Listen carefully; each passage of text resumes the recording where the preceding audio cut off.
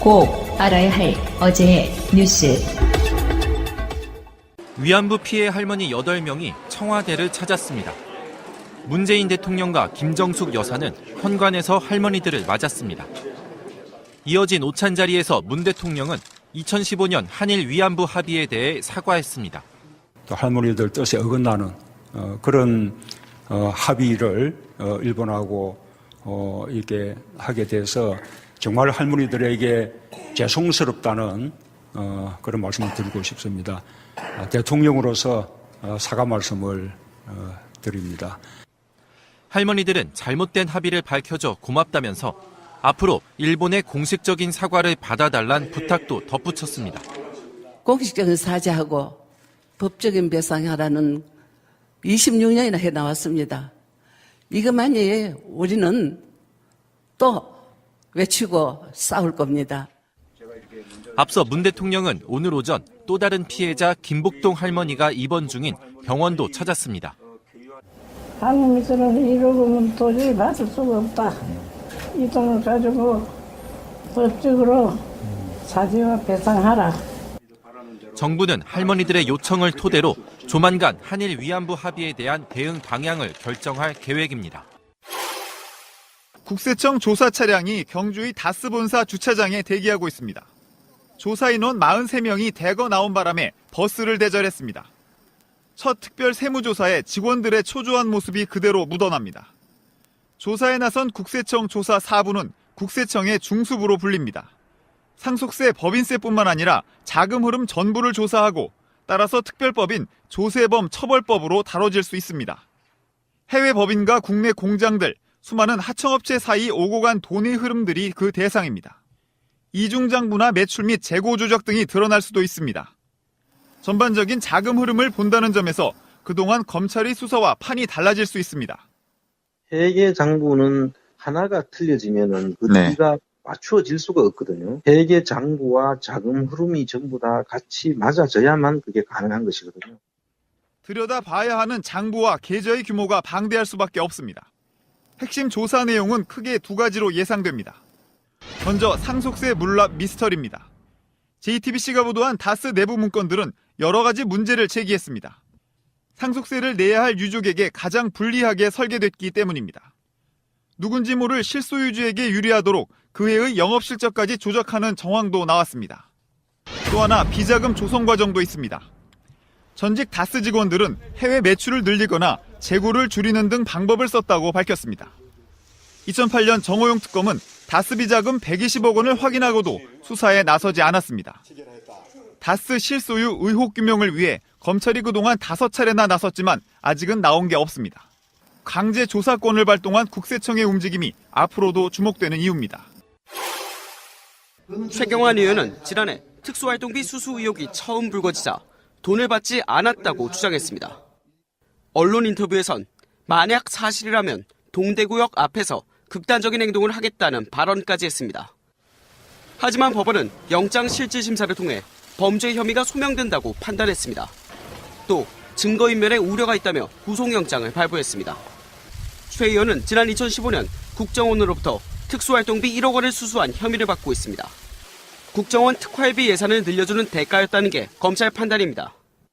당시 경제부총리 겸 기획재정부 장관이던 최 의원은 돈을 받기 직전 국정원 예산을 472억 원 증액해준 것으로 파악됐습니다. 같은 당 이우현 의원도 13억여 원의 불법 정치자금과 뇌물을 받은 혐의로 최 의원과 같이 서울구치소에 수감됐습니다. 두 의원은 구속 첫날인 오늘 검찰로부터 소환 통보를 받았지만 나란히 조사에 응하지 않았습니다. 안녕하세요. 반갑습니다. 배우 권혜영입니다.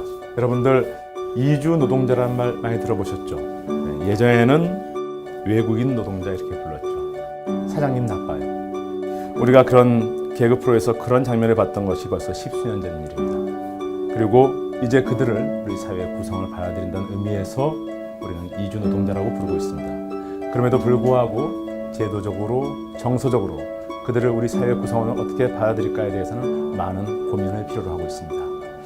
저희 이주노동희망센터에서는 그 방법을 좀 더 바깥에서 찾아보고자 합니다. 바로 이주노동자 현지의 아이들에게 공부할 권리, 펜을 쥐어주는 일입니다. 이 일에는 여러분들의 정말 많은 관심과 참여가 필요합니다. 이주노동 희망센터에 여러분들이 희망이 되어주시기 바랍니다. 고맙습니다. 방송 중간에 좋아요를 눌러주시면 새날팀들에게 큰 힘이 됩니다. 미리 감사합니다. 트위터가 진짜 언론입니다. 신비님 나오시는 날이네요. 신비님 안 나오셨습니다. 자, 오늘 나오신 분들 소개해드리겠습니다. 명정님. 네, 안녕하세요. 신비로운 남자 이명정입니다. 그리고 신비로운 여자 마차님. 안녕하세요, 마차입니다. 자, 출발하겠습니다. 졸라 신비하죠. 신비 나왔습니다. 아, 씨발. 여기서까지 왕따 당하고 있습니다, 지금. 재밌네. 아, 신비님 나오셨습니다. 반갑습니다. 네, 뭐 이런 장난도 치고요. 팟캐스트니까 가능하지. 지상파에서 이랬다가 욕 바가지를 먹지. 아, 최근 JTBC에서도 그러던데. 라디오니까 가능한 거고요. 자, 어쨌건 간에 오늘 나간 방송에 지방자치단체에 관련한 구청장들. 자치분권. 이분들, 실제로 그분들은 진짜 민주당의 스타급 구청장이라는 게 말하는 솜씨며 생김새며 어마어마했어요. 신비님이 그런 분들하고 같이 일했던 거잖아요. 그렇죠. 확실히 좀 스마트한 느낌이 좀 있더라고요. 예전에 왜 우리 동네에 그 당시에 한나라당 구청장이 한 명 있었는데 일단 연세가 70이 넘으셨고 이름도 무슨 대기업 회장하고 똑같았는데 얼마나 권위적인지 그 양반이 구청장을 그만두고 나가면서 구의 문화원에다가 공적비를 세워주고 가서 스스로 셀프로. 미친놈이구나. 요즘 세상에도 공적비를 세워요? 정말 어처구니가 없어서. 근데 그 지방자치단체 공무원들은 지자체장이 바뀌잖아요. 4년에 한 번씩. 근데 자유한국당이나 새누리당 부류의 지자체장들하고 민주당이나 야당의 지자체장들하고 완전히 철학이 달라요. 그러니까 그거를 피부로 느껴요, 지자체들. 왜 그러냐면 보통 과거에 여당이었던 새누리당과 자유한국당 소속의 지자체장들 보면요. 비리에 굉장히 연루된 게 많아요. 제가 근무했던 강북 같은 데만 해도 한두 가지가 아닙니다, 지금. 예를 들면 요즘 최근 문제되고 있는 전 구청장의 건물에 엘리베이터를 건축법 위반으로 설치하는 의혹이나 또는 뭐 소나무를 대거 교체하는 은행나무에서 교체하면서 뭐 잘 지인들의 산에서 소나무를 1,500씩 가져오거나 또는 그 북한산 콘도 그런 개발을 통해서 수천억 비리가 연루되거나 뭐 이런 것들이 비일비재로 굉장히 힘들어요. 자존감이 있죠. 예를 들면 그 꿀꿀이죽 사건 같은 경우도 사실은 강북구청장, 새누리당 구청장일 때 발생된 거거든요. 근데 그 꿀꿀이죽을 줬던 그 어린이집 원장이 당시 구청장 선거운동을 같이 했고 그 부류들이죠. 그러니까 이게 지저분해집니다. 그런데 어제 나온 그런 깔끔한 구청장들은 이런 건 없어. 단지 직원들이 불편한 건 뭐냐면 존나 일을 시켜. 그렇지. 그러니까 꼬장꼬장해서. 어제 성북구청장 한번 보세요. 왜 뒷담화 까는 것 같은데 엄청 꼬장꼬장해가지고요. 우리는 그런 AS 해줍니다. 네, 직원들이 일을 엄청 많이 해요. 근데 국민 입장에서는 좋은 거잖아. 맞아요. 그렇지. 직원들이 힘들어요. 그런데 이 사람들의 철학이 사람 중심이잖아요. 그리고 일을 하고 나면 보람을 느껴. 근데 부패에 노출된 기관장들이 오잖아요. 일을 해도 보람을 못 느껴요. 일을 해도 그 이미지가 한 번에 나가버리거든. 그렇잖아요. 열심히 지방 공무원들이 일을 하는데 구청장이 비리 한번 딱 노출되잖아요. 그럼 그 구청 1,300, 1,500명의 공무원들이 다 기가 팍 죽어버려요. 그 재수없어 하고. 그러니까 그런데 저런 구청장들이 저렇게 일을 반듯하게 하고 어찌게 했으면 힘들어서 그만두겠다는 거예요. 그 같은 서울구청장인데 신현희 씨도 있어요, 강남에. 신현희 완전 느낌이 다르잖아. 신현희 씨가 저 잘랐죠. 네. 남들이 들으면 강남구청이라는 줄 알겠네. 아니에요. 강북의 행정관리국장이었어요. 네. 그러니까 어쨌건 이번 지방선거 때 서울에 있는 구청장들을 단 한 명도 빠짐없이 민주당으로 교체하는 그 느낌이면 정말 좀 기분이 확 살잖아요. 지금도 세 곳인가 아니고 다 민주당이. 그 세 곳을 먹어야 된다고. 그런가요? 제도로서의 민주주의가 흔들리고 구타는 일은 이제 없습니다. 민주주의가 밥이고 밥이 민주주의가 되어야 합니다. 자, 홍준표하고 이명박이 만나서 한 대화가 충격이죠. 어떤 느낌이냐면은 죄송해요. 저부터 욕할게요. 욕은 내 건데 당신은. 이 새끼들이 정말 정신 못 차리고 있구나. 그러니까 사실은요, 이명박도 자유한국당에서 나를 안 지켜주면 어떻게 하자는 불안감이 있어요. 그렇죠. 근데 홍준표도 본인 자체의 세력이 별로 없는 사람이기 때문에 이명박의 백그라운드가 필요해. 더군다나 BBK 생각하면은 이명박을 자기가 대통령 만들었다고 말한 새끼가 홍준표야. 그렇지. 그 가짜 편지 흔들면서 지켰다고 이렇게 말하니까 공공한 처지에 있는 두 사람이 만나서 뒷담화를 하는데 그것도 언론에 대놓고 아 정말 모욕감 느껴지던데요. 제가 홍준표를 하겠습니다. 이명박의 역할을 명정님이 해주세요. 여자분을 시킬 수는 없잖아요. 자 일단은 제가 홍준표예요. 좌파 정권이 들어서니 SBS도 뺏겼어요. 아예 빼앗았어. 아마 그것도 적폐야. 적폐가 아니고 강도라고요. 운동권 정권이기 때문에 정권 담당 능력이 없을 것으로 봅니다. 저는. 야당이 강하게 가려면 정부의 긍정적 측면도 이야기해야지. 긍정적인 측면이 하나는 있죠. 쇼는 기가 막히게 합니다. 그것도 능력이야. 야, 목소리가 너무 좋다 솔직히. 이명박은 찢어지는 목소리인데. 한국이라는 나라에서 사라져야될 두 적폐가 만나가지고 하는 대화의 수준이라는 게 초딩만도 못해요. 그러니까 말 적폐와 돈 적폐가 만난 거죠. 정말 이거 보고 빡이 돌아가지고 뭐 SBS에 관련된 문제도 조금만 더 이야기를 하자면 SBS를 뺏겼대. 자기가 소유하고 있었던 실토잖아요. 그러니까 SBS가 빡이 돌아서 한 꼭지로 유수 내보내고 마지막에 앵커가 클로징 멘트로 한 번 더 합니다. SBS는 자유한국당의 소유였던 적이 없다. 근데 그것도 반성을 좀 한 부분이 있어야 돼. 그러면 KBS, MBC가 장악됐을 때 그나마 SBS 뉴스가 나왔던 건 사실이에요. 근데 왜 예전에 대선 국면에서 세월호 인양할 때 SBS가 정말 똥볼 찬 적이 있었잖아요. 해수부 직원의 그 익명성 빗들어가지고 인터뷰하면서 문재인 후보한테 잘 보이려고 하는 짓이다 뭐 이런 식의 보도가 나간 적이 있었다고. 그때 그리고 나서 김성준 앵커가 그만둔 거예요. 그 뉴스를 내렸어. 유튜브 같은 데서. 그때 홍준표가 대선 과정에서 그런 이야기 하잖아요. SBS에 압력 넣어가지고 벌써 언론 통제하고 있다 이런 식으로 이야기 하거든요. 어쨌건 이 사람들 마인드가 이렇다니까요. SBS는 뺏겼다니. 아니 그 이야기 때문에 SBS가 20분 가까이 홍준표를 깠는데 작년에 SBS 8시 뉴스는 없애버리겠다. 혹은 모래시계 드라마로 내가 키워준 방송사다. 이렇게 말했던 걸 정말 저질이에요. 그러니까 홍준표가 양아치도 못한다는 게 뭐냐면 과거 정부에서 SBS가 자유한국당을 좀 빨아줬다고 하면 그다음에 그 이후에 이제 다른 정치 자유한국당 내 정치인이 말하는 거 보면 어차피 수뇌부는 다 장악했다. 이게 지금 팩트인 거 아닙니까? 그럼 이 정도 빨아줬으면 적어도 양아치 세계에는 을이라는 게 있거든. 그거를 지금은 양심선을 하면 어떡해. 자기들이 장악했다 그러고 자기가 키웠다 그러고 그다음에 또 다른 자유한국당 내 정치인들은 수뇌부는 다 내가 장악했다. 이런 용어들이 지금 나오고 있는 거잖아요. 그러니까 자기들이 정부에서 SBS를 장악했다는 걸 이미 출토해버리는 그렇죠. 거잖아요. 그리고 이거를 사실은 실현을 했어 이명박이. 그거 적폐지 이렇게 얘기하니까 깜짝 놀라서 강도죠 이렇게 바꾼 거라고 사실은 실수한 거라고. 그러니까 스스로도 적폐라는 걸 알고 있는 거잖아. 그렇게 봐야 되는 거라고. 적폐가 아니고 강도라고 말한 사람은 홍준표. 그러니까 적폐라는 거를 이명박이 얘기를 한 거란 말이야. 잘못 말한 거예요. 그 자세히 보세요 키워드.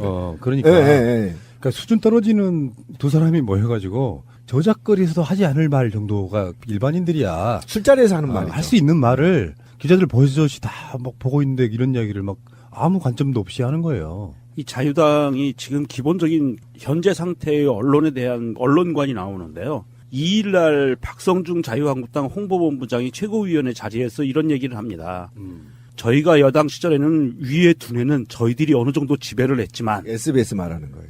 그러니까 언론들의 지상파 언론들의 그 고위 간부들은 자기들이 지배를 했었는데 이제는 그것마저도 뺏겼다. 이런 논지의 발언을 해요. 그리고 홍준표가 SBS 뺏긴 걸 얘기를 합니다. 그러니까 이 사람들은 지금 초지일관 언론에 대해서 어떤 생각을 갖고 있냐 하면 문재인 정부가 언론을 장악했다라는 프레임으로 생각을 하고 행동을 하는 거예요. 그러니까 자기들이 정치를 할 때 언론을 당연히 부산물로 장악하는 것이 정치라라고 머릿속에 아직도 그렇죠. 박혀 있다라는 예, 것이고 예. 이것을 정상화로 문재인 정부 하에서 정상화로 돌렸는데 이 정상화마저도 지금 문재인 정부가 강도짓을 해서 뺏어갔다 이렇게 얘기를 하는 겁니다. 그러니까 이게 언론관이 거의 초등 수준도 안 되는 빵점에 지나는 거죠. 언론을 뺏고 빼앗기는 재화로 지금 보고 있는 거잖아요. 이건 굉장히 안 좋은 버릇이고 이거에 대해서 사실은 이게 바로 자기들이 언론 블랙리스트 만들고 언론을 장악했다는 것 자체를 시인한 거가 되죠. 최민희 의원 예를 들어볼게요. 이분이 방통위원회 부위원장이었잖아요. 예. 그래서 이제 정권이 바뀌고 그러면 방통위원장 1순위 후보였어요. 근데 자유한국당이 아니라 민주당 쪽에서 주도해서 방통위원장 성립 요건, 될 수 있는 임명 요건을 바꿨어요. 그게 뭐냐면은 3년 동안 정당 소속이었던 적이 없어야 돼요. 그래서 최민희 의원이 방통위원장이 못 된 겁니다. 그렇죠. 그게 무슨 말이냐면 정파성을 갖고 있으면 안 되기 때문에 스스로 언론의 균형을 위해서 정당에 소속돼 있던 사람은 3년이 지나야만 방통위원장 후보가 될 수 있는 그런 요건을 바꾼 거예요.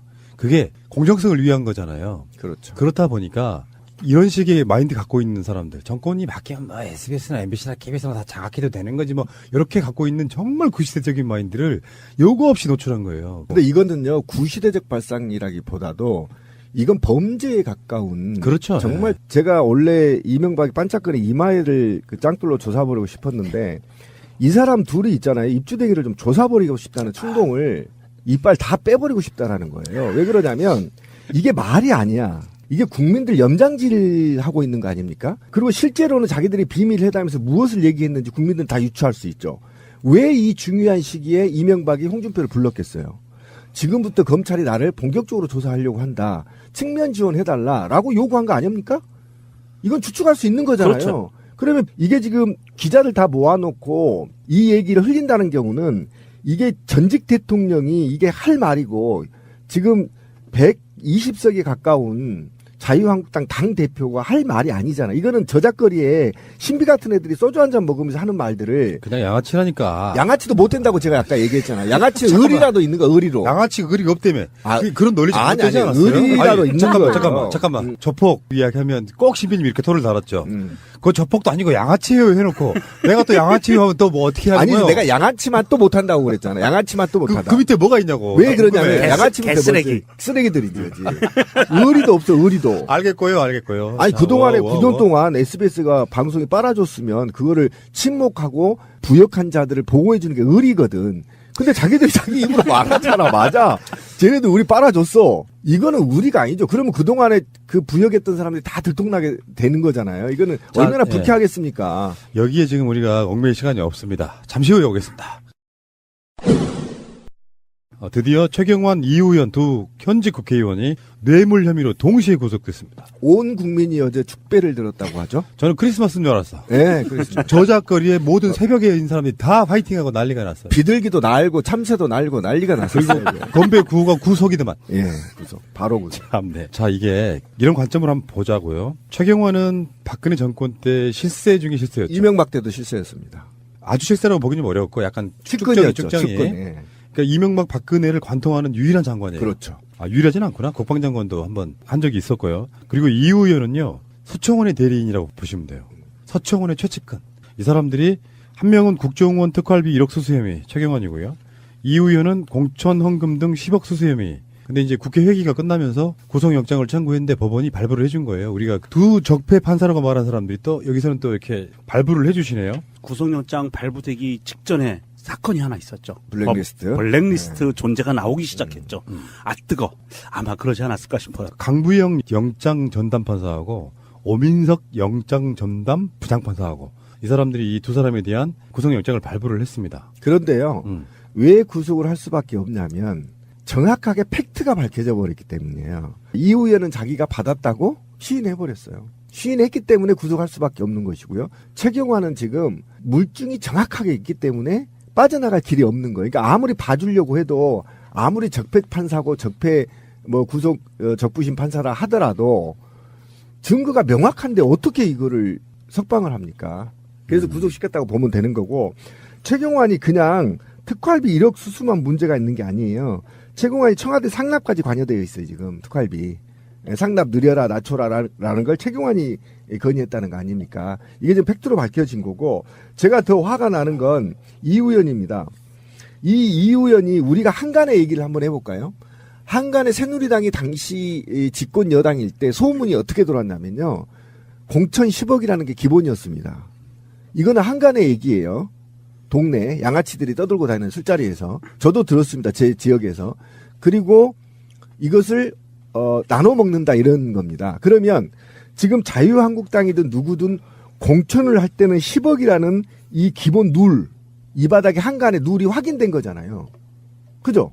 저는 이 확인돼서 이 10억이란 돈을 지금 검찰이 꼬리 자르는 식으로 해서 이 의원만 10억 받아서 먹는 걸로 지금 사기치고 있는데 제가 볼 때 이 10억은 상납됐을 가능성이 굉장히 높습니다. 그럼 이 10억이 어떻게 자금 출처를 밝혀야 된다는 거죠. 자금이 10억이 이 의원한테 온 거는 밝혀졌어요. 본인도 시인했고요, 일부. 그러면 이 돈이 누구한테 로비가 됐느냐, 당내 유력 인사한테. 그리고 이 돈이 누구한테 흘려가 10억이 적은 돈이 아닙니다. 이게 굉장히 큰 죄거든요. 공천과 관련해서 10억이 어떻게 상납됐는지 상납 고리를 밝히는 것이 검찰의 끝입니다. 이 의원이 국회의원이라고 하나 넣는다고 해서 이 꼬리를 자르면 수십 년 동안 내려온 그 당의 모 당의 공천 헌금의 적폐를 청산할 수 없다는 거예요. 저는 이게 너무 충격이었습니다, 사실은. 왜냐하면 동네 저작거리에서 다 이 얘기가 돌고 있었거든요. 지자체장 7억. 내가 다 얘기할까요? 구의원들, 시의원들 3억. 이 동네 룰이에요, 룰. 그러니까 이게 지금 밝혀진 거거든요. 굉장히 큰 사건이에요, 이 의원 사건이.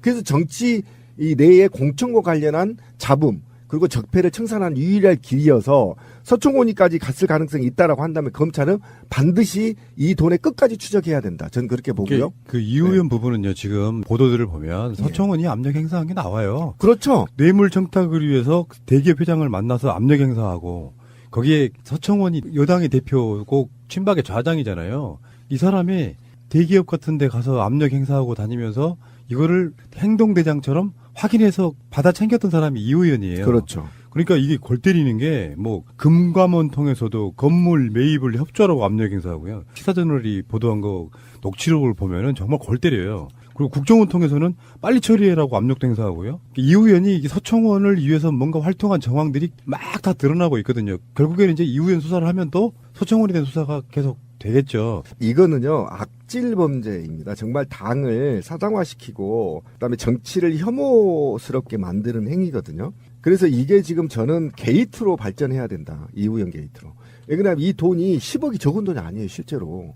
공천하는데 이들이 10억을 받으면 이게 이 의원이 처먹는 게 아니에요, 지역위원장이. 다 위로 상납하고 위에 이 사람들이 돈을 받은 만큼 혜택을 주기 위해서 국가기관을 동원했잖아요. 국정원, 금감원 다. 이건 중범죄입니다. 굉장히 큰 범죄예요. 그냥 받고 공천을 주는 것과 국가기관을 동원해서 그에게 이익을 제공한 거잖아요. 그렇죠. 네. 이것만으로도 게이트고요. 관련자가 수십 명이 나올 거예요. 그래서 저는 철저하게 수사해야 된다고 주장하는 것이고 이걸 또 꼬리 자르기로 해서 국회의원 하나 넣으면 됐지 나는 아니란 생각에 검찰에 접근한다면 저는 검찰도 몰매 맞은다. 박근혜가 탄핵당한 이 범죄 중에 하나도 그거잖아요. 국가 권력을 이용해서 대기업으로부터 돈을 챙기고 그 대기업을 밀어준. 그렇죠. 국가 권력을 사유화시킨 거죠. 그렇죠. 이게 지금 탄핵당한 사회 중에 하나이기 때문에 사실 이 국회의원이라는 것은 하나하나가 헌법기관입니다. 이런 사람들이 이렇게 이 헌법기관의 지위를 이용해서 사리사욕을 챙기고 매관매직을 했다는 것은 정말 이것은 끝까지 추적해서 이 뿌리를 다 캐내야 된다고 봅니다. 이게 우리나라에 있는 대표적인 적폐 중에 하나입니다. 정권을 잡으면 국회의원이 되면 내가 투자한 것보다 몇 배 뽑아먹어야지 하는 마인드가 아직도 있던 거지. 그래서 왜 그게 그 부패 구조가 자기는 지방의원 한번 되려고 위에 상납하고 또 그 사람은 또 공천을 주고 그걸 받고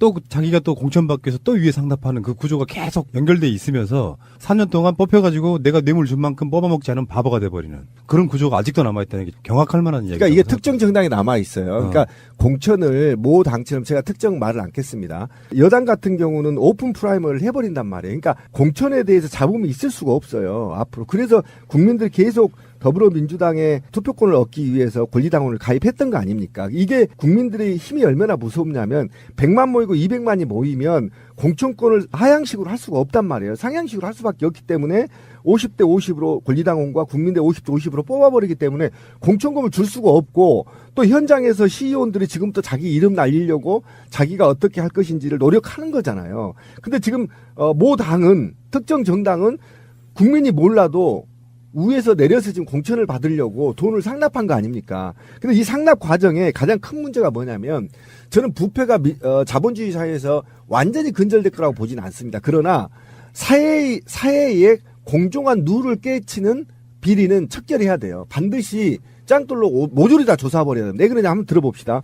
지금 이우영 같은 경우 이런 돈을 받았단 말이에요. 그러면 국정원과 금감원을 통해서 이 기업에 특혜를 준 거 아닙니까? 그럼 이 기업과 자율경쟁인 자본주의 사회에서 경쟁하는 기업을 죽게 돼요. 이 자본주의 위배되는 사건입니다. 이게 굉장히 큰 사건이에요. 자본주의를 무시하고 관료주의와 어떻게 보면 제왕적 대통령제 하에서 이루어질 수밖에 없었던 그런 적폐들을 행하고 있다라는 겁니다. 그러면 지금 자유한국당도 이번 기회에 사실은 100% 오픈 프라이머를 하고 전략공천을 최소화시킴으로 인해서 이런 상납고리를 없애주는 것, 그럼으로 인해서 사회에 공정한 룰을 만드는 것이어서 이 사건을 그냥 넘기면 안 된다. 저는 그냥 넘기지 못하도록 계속 저는 이거 물고 뜯어야 된다. 저는 그렇게 생각합니다. 자, 그런데 최경환과 이 의원이 구속 첫날 검찰 소환 조사를 거부했습니다. 검찰이 이제 서울구치소에 가다 놨겠죠. 슬기로운 감방 생활이 시작됐어요. 근데 지금 검찰 조사받으러 갑시다 하니까 나 안 나가. 그런 거지. 어떤 전략인지는 모르겠는데 정말 멍청한 짓이에요.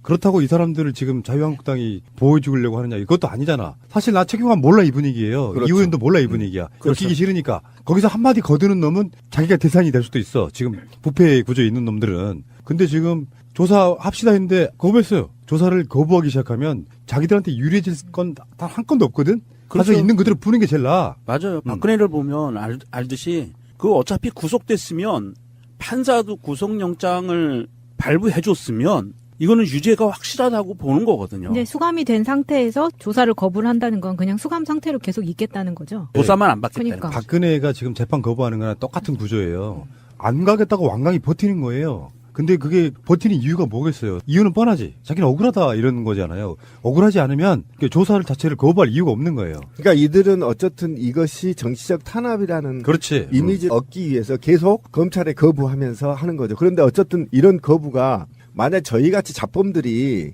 그렇게 거부하면 형량이 올라가요. 당연히 올라가지. 이 의원 같은 경우는 본인이 시인했다니까요. 시인했는데 뭘 거부하냐고. 그러니까 이것마저도 내가 국회의원이라는 이유만으로 이제 버티는 거죠. 버텨서 이건 정치적 탄압이다라는 키워드를 빼내기 위해서 저는 술책을 쓴다고 생각하고요. 더더욱이 이 의원 같은 경우는 공범자가 있기 때문에 굉장히 지금 이상한 메커니즘에 꼬여 있어요. 왜냐하면 이 의원이 나가서 예를 들면 너 누구하고 돈 어떻게 다 썼냐, 너 혼자 독박 쓸래? 라고 얘기할 거 아닙니까? 그럼 독박 쓰면 이건 최소 10년이에요. 최소 10년이에요. 그럼 독박 쓸래? 뭐 이런 게 아직 마음의 준비가 안 돼 있다. 한 며칠 콩밥 먹고 나면 정신 바짝 차려요, 두 놈 다. 이게 지금 특히 이 의원이 착각을 하고 있는 게 최경환도 마찬가지예요. 둘이 착각을 하고 있는 게 혹시라도 자기 편에서 누가 나서서 좀 이거 이슈화 시켜서 이걸 정치 공세로 한번 밀어붙여 볼까 하는 그런 희망사항을 갖고 있는데 착각입니다. 정신 똑바로 차리세요. 지금 홍준표는요, 막말로 얘기하면 손 안 대고 코 푸른 거고요. 그렇지. 차도 살인지계를 벌인 거예요. 그렇지. 그러니까 자기는 가만히 있고 자기의 정적들을 다 숙청하는 거거든. 그러니까 정신 똑바로 차리고 빨리 협조해서 홍준표까지 불어야 돼요. 그래야 자기들이 살 수 있습니다. 근데 질문이요. 이 두 사람이 경북 경산하고 용인시 갑이거든요. 그러면 이렇게 구속이 된 상태에서 보궐이 들어갈 수 있나요? 아니, 안 돼요. 확정이 아니라 2심까지 확정 판결이 나야 의원직이 떨어져. 그러니까 최소한 2년은 간다. 이게 1심 나오려면 또 공판해야 되고 또 2심 또 아이고 깝깝하네. 보통은 이제 통상적으로 구속영장이 발부되면 한 1년 안에 3심까지 빨리 끝내게 지침은 내려와 있는데 이게 쉽게 잘 안 지켜지죠. 그리고 세비는 계속 지급이 됩니다. 확정 그러니까. 판결 받기 전까지는. 나는 그래서 법을 바꿔야 된다고 생각해. 동의합니다. 그 유죄가 확정되면 기소된 날로부터 다시 토해내야 돼. 그렇죠. 나쁜 새끼들 진짜. 아니면 국가가 지급을 중단하고 한꺼번에 줄 수도 있잖아요. 확정 판결에. 아니, 만약 무죄로 나오면. 그러니까. 생각해보면 홍준표부터가 뇌물차 받아가지고 척당불기 이런 게 증거가 나왔는데 나 지금도 길거리 활보하고 있잖아요. 범죄자. 아유 씨. 잠시 후에 다시 오겠습니다. 자, 국민의당으로 가보겠습니다. 국민의당이 좀 상황이 좀 재밌게 됐어요. 우리가 볼 때가 재밌는 네, 거예요. 지금은 저는 불안해 죽겠어요. 그러니까 어디까지 왔냐? 어디까지 왔냐? 어제 국민의당하고 바른정당 두의 실무팀장이에요. 사실 알고 보면 이현주하고 정운찬 만나가지고 어떻게 합당할 것인가 실무 작업을 하고 있는 거야. 지금 국민의당에서는 결론도 안 났는데 그래가지고 밀어붙이는 게 완전히 막합파식이에요. 불법이다, 리달이다, 뭐 전당대회 거쳐야 된다. 이건 다 패스하고 새롭게 신당을 만든다는 거예요. 그래서 국민의당하고 바른정당을 둔 상태에서 합당 절차를 거치고 신당을 만들면 거기에 이의제기하지 않으면 다 새로운 통합, 지들 말로 하는 표현입니다. 통합신당으로 흡수되는 거다 이렇게 이야기를 하더라고요. 그러면 이현주가 하는 말이 가관이야. 나가봐야 뭐 원내 교섭단체나 만들겠어요. 웬만하면 따라올 거라고 그렇게 비아냥거리더라고. 아니 그렇게 이제 말로 전쟁하는 거니까 하는 게 어쨌든 양당이 지금 제3지대의 신당론으로 굳어지고 있죠. 예, 양쪽 서로 흡수나 이런 것이 아닌 조금이라도 한 사람이 더 가져오기 위해서 어쨌든 제3지대 통합론으로 지금 가고 있어요. 제3지대 통합론으로 가면 어쨌든 합당에 대한 의결 방식이 의원 수만큼의 이제 할당을 해야 되고 지역위원회도 할당해야 되고 어쨌든 이런 문제를 해서 좀 합당에 가장 합리적인 방식이죠. 제3지대 합당이. 여기에 이제 이 호남 국회의원들 박지원과 어쨌든 정동영을 중심으로 신당 창당을 지금 개혁신당 창당을 지금 박차를 가하고 있죠. 이런 상태에서 있는데 저는 이게 안철수가 정계에서 떠나는 수순 그리고 안철수라는 이 정치의 신기류가 사라지는 계기가 될 합당의 가능성이 굉장히 높다. 그래서 어차피 사라질 정치인들이 사라지는 수순이어서 저는 솔직히 관심도 별로 없어요. 관심도 없는데 요즘 하도 언론들이 이제 떠들어서 이러는데 제가 볼 때는 통합해도 이들은 새로운 정치 철학이나 새로운 미래를 국민들한테 내놓지 못하고 있기 때문에 오로지 내놓은 것이 적폐 세력과 뜻을 같이 하는 것들, 종북 메카시즘을 확대하는 교두보 정당 정도로밖에 이해가 되지 않아서 지금 이 바른정당에서 사실 남북관계 문제에서 또 한 소리 나왔지 않습니까? 그러니까 이런 식으로 해가지고는 제가 볼 때는 미래를 준비하는 정당으로 만들기는 매우 어렵다. 그리고 안철수의 철학도 마찬가지고. 그래서 국민들 관심에서 조금씩 멀어져가는 통합이고 관심이다. 그런 측면에서 우리 정치계에 큰 반향은 일으키지 못한다. 망해가는 것을 막기 위해 궁여지책으로 하는 짓이기 때문에 그러니까. 이게 어떤 큰 반향이 있을 거라고 생각하지는 않는데 이제 어떤 디테일에 들어가 보면 국민의당의 비례대표 박선숙 같은 사람들 비례대표예요. 근데 안철수하고 사이가 엄청 멀어졌대요 최근에. 안철수 스타일이지 왜. 자기 측근들이라고 불리는 사람들 이상하게 언젠가 멀어지잖아요. 그래서 안철수 품목을 떠난 사람들 무지하게 많잖아요. 대표적으로 금태섭 의원 뭐 이런 사람들, 송호창 의원 옛날에 그 당시에 다 안철수 측근이었다가 결국에는 안철수로부터 멀어지는 그런 상태에 있는데 이제 개혁신당이랍시고 이제 호남 쪽의 국회의원들이 당을 만들어 나가면 비례대표는 어떻게 할 것이냐. 그래서 이제 박지원 의원이 한 말이 그거예요. 출당을 안 시켜주면 어차피 탈당을 하면 그러니까 의원직이 날아가니까 우리 쪽의 비례대표 의원들은 김연아처럼 지금 자유한국당이 아직도 있죠. 예. 출당 안 시켜주니까 김연아처럼 국민의당 내에서 활동하겠다 이렇게까지 이야기가 나오는 이제 막장으로 계속 가고 있는 거 이런 얘기를 굳이 대놓고 한다는 것도 정말 웃기고 확실히 분당은 될 것 같은데 저는 내가 안철수라면 가능성은 저는 있다고 보는 게 정 마음에 안 들면 비례대표들 출당시켜줄게 할 것 같아요. 제 생각은 그래요. 왜 그러냐면은 안철수의 목적은 국회의원 숫자를 늘려가는 게 아니에요. 아예 벗어나는 거거든요. 호남 정당이라는 걸 벗어나서 보수 쪽으로 가겠다는 생각이 있는 사람이고 결국 최종 종착지는 자유한국당일 겁니다. 최근에 그 단면을 볼 수 있는 것 중에 하나가 안철수가 이희호 여사 새 예방을 안 했어요. 계획도 없다고 아직 하죠. 심사숙고 중이라고 하는 거죠. 과거 전적 있잖아요. 기억나실지 모르겠는데 납니다. 이희호 여사 녹음 사건. 그 김홍걸 위원장도 그 있고 막 말을 왜곡해가지고 했던 사건도 있고 그래서 이것은 이제 정치적으로 이희호 여사를 예방하지 않는다는 것 자체가 마치 이런 거지. 안철수가 김대중 대통령, 노무현 대통령 살아 계셨다면 예방하다가 안 가고 이명박 만나러 가는 거하고 똑같은 정치적인 행보예요. 그렇죠. 지금까지 아직까지 안 갔다는 거죠. 국민의당에서 이제 더 이상 그 국민의당의 정체성에 대해서는 더 이상 자기가 거기에 뜻을 같이 두고 있지 않다. 그리고 더불어서 호남의 정서에 대해서는 자기는 이제는 신경 끌란다. 이렇게 선언한 거랑 마찬가지라고 봐야 돼요. 맞아요. 그러니까 지금 어쨌든 DJ가 돌아가시고 나서 동교동계가 이희호 여사 중심으로 뭉쳐 있거든요. 그러면 이희호 여사를 방문한다는 얘기는 동교동계와 안철수가 커뮤니케이션을 하겠다는 의미로 받아들이는 거잖아요. 우리가 정치적 의미는. 근데 아예 동교동계와 선을 긋겠다라는 의미로 받아들여야 됩니다. 정치적 의미는. 그렇다고 한다면 DJ의 정치적 철학, 호남이 추구하는 보편적 가치의 철학을 안철수가 이제 더 이상 신경 안 쓴다. 나는 그냥 내 갈 길 간다. 라고 해석해도 무리함이 없습니다. 그래서 안철수는 이미 이제 호남의 정신을 떠났다. 처갓집 떠났다. 그렇지. 네. 본인 입장에서 이제 필요가 없으니까 이제 버린 거예요. 한마디로 그렇죠. 말하면. 한 일화가 있던데 그 네. 박지원 대표 지금 와이프가 입원 중이잖아요. 그렇죠. 수술하고. 예. 그런데 안철수가 단톡방에서 단체 카톡방에서 쾌유를 빕니다. 이 한마디 외에 병문안을 안 왔다는 거예요. 다른 사람들 다 왔다 갔는데. 꼴 보기 싫은데 가겠어요. 정말 이 사람 되게 단편적이야. 초딩 같아. 아 싫어. 저번에 김홍걸 위원장이 나 괴롭혔지. 안 갈 거야. 뭐 이런 느낌. 아이고 참. 이 안철수라는 사람을 보면 참 정치 역정이 한번 되짚어보면 2012년에 혜성같이 등장해가지고 막 빛을 발하잖아요. 그리고 2014년에 새정치민주연합을 같이 만들고 2014년 3월에 만들고 2015년 12월에 깨요. 그리고 2016년 2월에 국민의당을 만들고 2018년 2월이 되면 또 깨는 거예요. 이거 한 2년 터울로 움직이는 게 굉장히 좀 보기가 그래요. 굉장히 안 좋죠. 네. 안철수가 왜 더불어민주당, 당시 민주당에서 떨어져 나갔냐면 제가 말하는 지금 국민의당의 일부가 다선 의원들이잖아요. 그다음 호남의 토우 세력들이라고 봐야 되죠. 기득권 세력들. 이걸 중심으로 더불어민주당 혁신위원회를 만들어서 혁신위원회에서 새로운 젊은 정치인으로 호남을 혁신하겠다라는 또는 전국을 혁신하겠다는 거죠. 그게 반동해서 나가는 거잖아요. 그렇죠. 그러니까 개혁을 하지 않겠다라는 거였습니다. 그렇잖아요. 맞아요. 근데 이들이 사실은 안철수가 손학규를 중심으로 손학규와 박지원 등 정동영 등등이 꼬셔서 데리고 나간 겁니다. 사실은.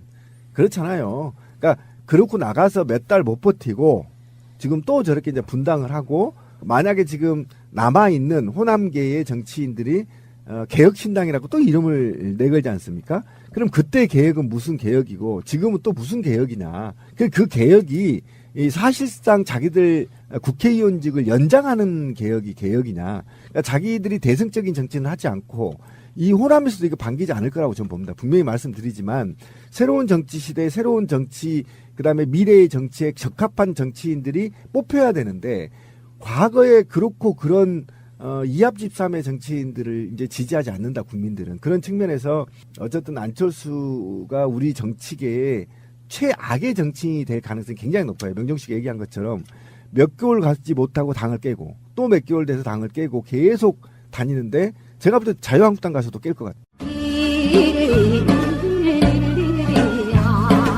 제가 MB 아바타입니까? 아니면 아니라고 본인이 해명하십시오. BBK라는 수자 자문회사를 설립을 하고 여러분 이거 다 거짓말하는 걸 아시죠?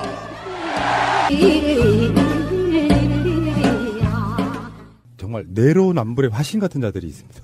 우리은행 달력에 어린이들의 통일을 염원하는 인공기가 그려진 사건. 이걸로요. 우리은행 앞에서까지 시위를 했는데 그건 그냥 우리은행이잖아요.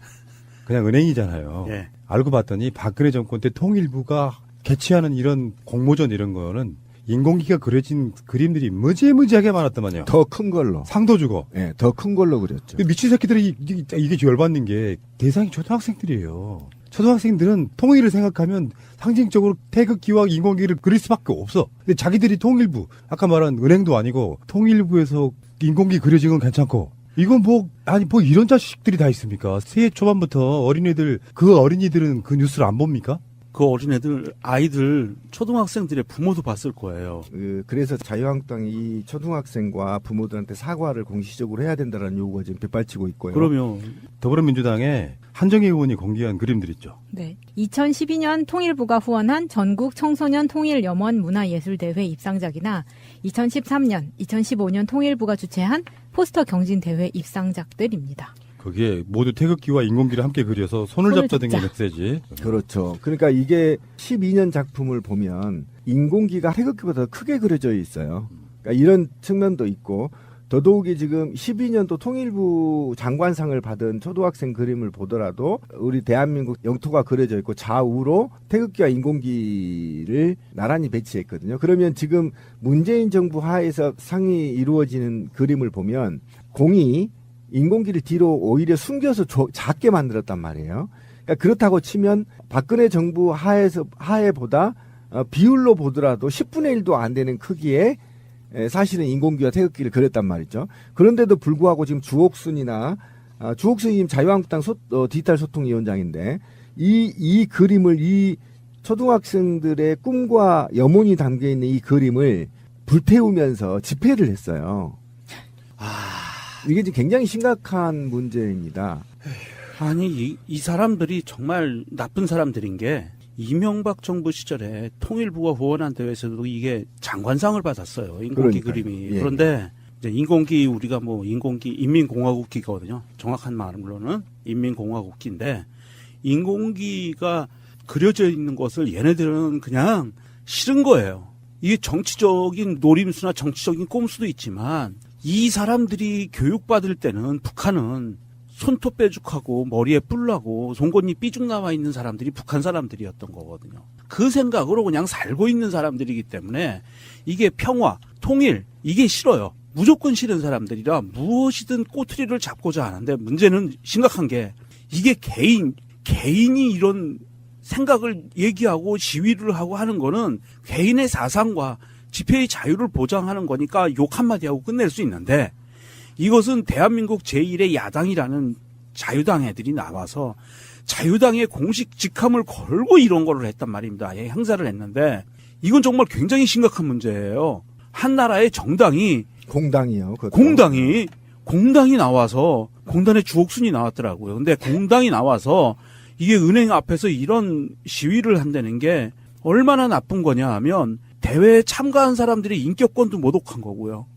이 사람들이 뭐가 됩니까? 빨갱이가 되는 거잖아요. 이 사람들의 말에 의하면. 아니 통일 염원 문화예술 대회라고 해놓고 이 사람들이 확실히 원하는 거는 반공이나 멸공 이런 거를 원했던 거예요. 그렇죠. 사실 인공기로 표현하지 않고 성난돼지라던가 자기들이 생각하는 북한의 이미지 그런 걸로 얘기를 했으면은 좋아했겠죠. 근데 그거는 이전 정권에서는 되고 이번 정권에서는 안 된다고 이야기하는 게 너무 웃기다는 거죠. 북한에 대한 거부감은 당연한 것이고 이건 정치적 목적으로 쓰는 거잖아요. 자기네 정부 때도 수도 없이 해왔던 짓이고 아무런 문제가 없었는데 똑같은 상황을 놓고 자유한국당의 디지털 위원장? 소통위원장. 그런 사람들이 나와가지고 시위에 참여한다는 것 자체가 그러면 그 현장에 가가지고 보도 보니까 막 난리도 아닌데 막 성적이 들고 나오고 막 야 박근혜 정부 때도 했다고 임마 그럼 증거를 보여주면 무슨 말을 할지가 난 되게 궁금한 거예요. 아니 그런 사람들이 있어요. 그런데 아까 명종 씨가 얘기한 것처럼 그러니까 이거를 자유한국당 애들이 이거를 몰라서 안 했을 리가 없어요. 몰라서 이런 게 아니라 그다음에 그들이 갖고 있는 북한에 대한 경계심이나 공포 때문에 그러는 게 아니라 지금 문재인 정부의 허점을 파고 들어가는 방식을 찾아보는 겁니다. 지금 이렇게 던져보고 저렇게 던져보는 거예요. 그러니까 지금 UAE와 관련해서도 허점을 찾아보는 거고 적폐청산에서 어디에 허점이 찾아 있는 것을 보는 것이고 그다음에 지금 문재인 정부가 하는 정책에 대해서 실수를 할 수 있게끔 계속 보고 있는 겁니다. 보고 있는데 지금 문재인 정부가 사실상 북한과 이 사건이 북한과 화해적 무드로 가려고 하는 시기에 이걸 터뜨렸단 말이에요. 그러니까 누군가는 당 내에서 지금 계략을 하고 있는 겁니다. 이거 아무리 찾아봐도 문재인 정부에 좀 허점이 없으니 이거라도 자꾸 늘어지자 이렇게 기획적으로 당에서 기획해서 당 현직 국회의원들이 당 대표가 발언을 했고 이후에 디지털 소통위원장 공식 명함입니다. 당 내에 월급을 받고 활동하는 사람이에요. 그러면 이 당직을 갖고 있는 디지털 소통위원장이 은행 앞에서 퍼포먼스를 통해서 이 국민 어린 학생이 염원과 꿈을 그리는 꿈을 태워버렸다는 겁니다. 그러면 아까 권 PD가 얘기한 것처럼 이 어린이의 꿈을 정치적으로 악용한 거게 되는 거잖아요. 그러면 적어도 공복을 받는 공당에 공식 직함을 갖고 있는 대표부터 모두 저는 온 국민 사과를 발표하지 않으면 짱돌을 맞을 수밖에 없다. 왜냐하면 이거는 아까 마차님이 얘기한 것처럼 이 정부만 되는 게 아니거든요.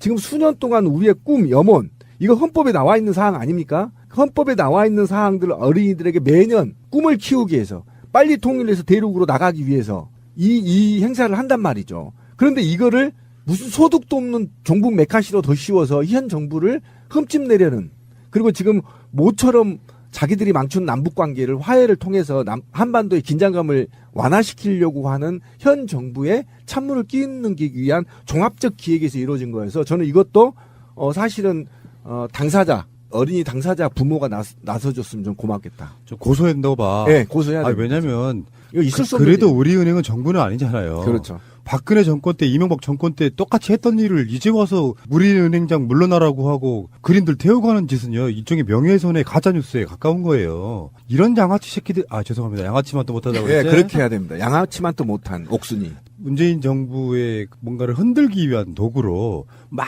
난사하다 보면 마치 UAE 사건처럼 되는 거예요. 니들은 문재인 정부는 그런 면에서 통일부가 만약에 인공기를 그린다거나 하는 거 되게 조심할 거예요. 꼬투리 안 잡히려고. 근데 지들은 지들 마음대로 해. 그래서 필요할 때는 북한도 막 이용해 먹고 별짓 다 해. 하다못해 개성공단 같은 거 막 지가 어떤 경우에도 폐쇄 같은 거 안 한다고 말했던 정부가 무단으로 폐쇄해버려. 일방적으로. 그래 놓고 나서 지금에 와서도 마찬가지예요. 만약에 주옥순이나 홍준표나 장제원이 이 앞에다 넣고 그러면 박근혜 이명박 때 통일부도 그렇게 했는데 어떻게 말을 해 하면 말 한마디 못할 무언가 굉장히 잘못한 거잖아요. 그러면 사과를 하는 게 맞지. 일단은 사과해야죠. 그것도 안 되면 고소 고발 난 무조건 들어가야 된다고 보는 거야. 이게 정말 타이밍이 절묘한 게 9년간 이 남북 관계가 단절되고 남북 직통 연락 라인 자체가 통화 라인 자체가 끊기고 개성공단 철수했던 이런 아주 난리를 치면서 남북 관계가 전쟁으로 치달았다가 이 사람들이 시위하는 날 남북 간에 연락 라인이 개설됐어요. 다시 재개설됐어요. 그렇죠.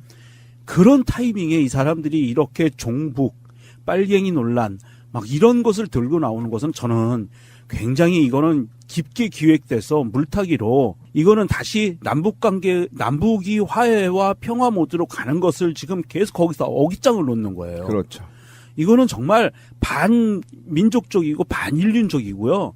국가의 이익보다는 어떻게 하면 사리사욕을 채울까 하는 것으로 똘똘 뭉쳐진 자유당의 이 민낯을 제대로 보여주는 사건이라고 봅니다. 우리가 그러니까 오늘 나간 방송에서도 그런 비슷한 이야기를 했는데 만약에 김정은이 방한을 하게 되면 어떤 난리가 날지가 예상이 되잖아요. 모두와 평화를 만드는 게 목적이 아니야. 니들은 6.25를 일으키는 원흉이니까 그 3세인 김정은도 오면 절대 안 되는 상황이야. 뭐 이런 관점으로 난리 뽁대기를 치고 그래야만 그들이 존재하는 가치가 있는 거라서 남북 간 관계가 좋아지면 안 되는 제가 표현하자면 그런 거예요. 우리 민족의 영원한 왼수들이에요. 맞습니다. 왼수. 그러니까 내가 오죽하면 그런 이야기를 했겠어요. 이명박이 국립묘지에 같이 참배하러 가는 인원들을 보니까 저 사람들만 쓸어버려도 적폐청산 반은 되겠다. 마찬가지로 우리은행 앞에 모이는 사람들이 다 그 사람들이잖아요. 그러면서 지금 카톡에 돌고 있는 이야기가 있는데요. 우리은행 30억 원 대북 송금 정황 드러나 이렇게 되어 있는 카톡이 지금 엄청나게 돌고 있는 거예요. 그래서 오늘 우리은행이 만든 사람을 찾아서 고소를 했거든요. 어쨌든 제가 볼 때는 아까 권 PD가 말을 잘했는데 한반도의 평화와 인류의 번영에 전혀 도움이 안 되는 이자들을 솎아내는 것이 우리 민족적인 성과 또는 이런 것이기에 앞서 범인륜적인 범죄들을 제거해 나간다는 것이 굉장히 좋습니다. 왜냐하면 이들이 결국은 저는 미국 CIA하고요, 미국 국방 관계자들하고는 관련돼 있다고 봅니다. 이런 것들과 같이 연계되어 있어서 이들을 제거하는 것이 결국은 한반도의 곧 평화와 우리 민족의 미래가 보장된다. 그래서 저는 다음 지자체 선거에서는 반드시 이들을 솎아내서 다시는 정치를 할 수 없도록 만들어야 된다. 저는 강력하게 얘기를 하고요. 근데 어쨌든 우리 옥순이 누나가 이 관절 수술하고 나서 바로 집회에 나왔더라고. 관절이 안 좋았거든요. 뭐 좀 급했구나. 예. 관절이 수술을 잘했는지 어쨌든 앞으로 그러지 맙시다. 36년 동안 일제히 부역했던 자들이 대한민국의 지배층으로 살아가기 위해서 끌어왔던 그 빨갱이 종북 논리, 이걸 지금도 하고 있는데 그 대상이 이제는 초등학생까지 미치고 있다는. 일본과는 친해도 되고 북한과는 같은 민족이지만 어떤 이야기도 하면 안 되는 상황. 이렇게 만들어가고 있는 그들이 국민적으로는 어떤 공감력도 만들지 못할 거라고 생각합니다. 그냥 미친 것처럼 보여요. 또라이처럼 보입니다.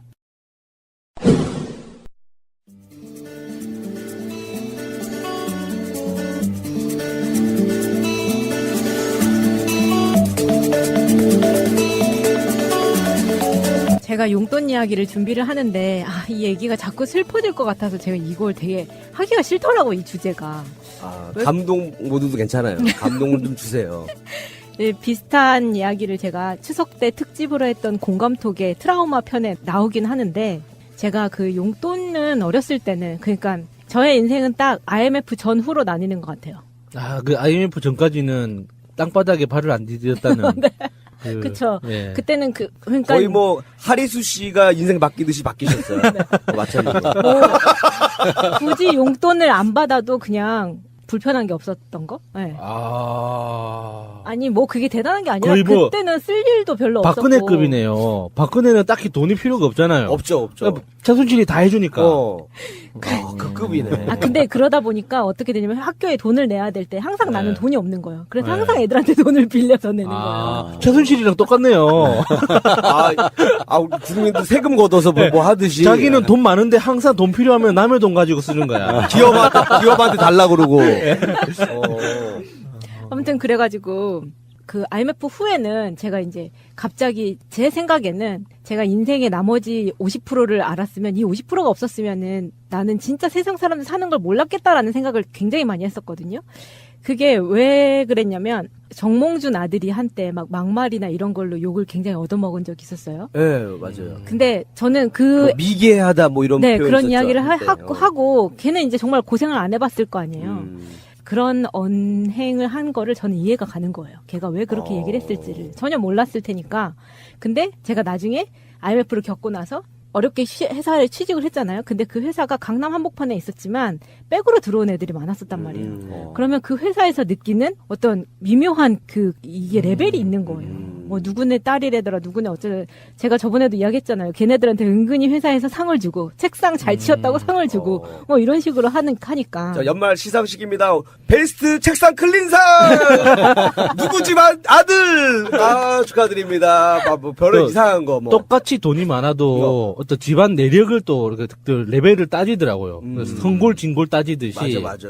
예, 집안 대대로 부자였는지, 그 아버지가 운이 좋아서 갑자기 돈이 많아진 건지 이런 걸 따지더라고요. 맞아. 그래서 이상한 상, 베스트 칼퇴근상! 누구 집 아들!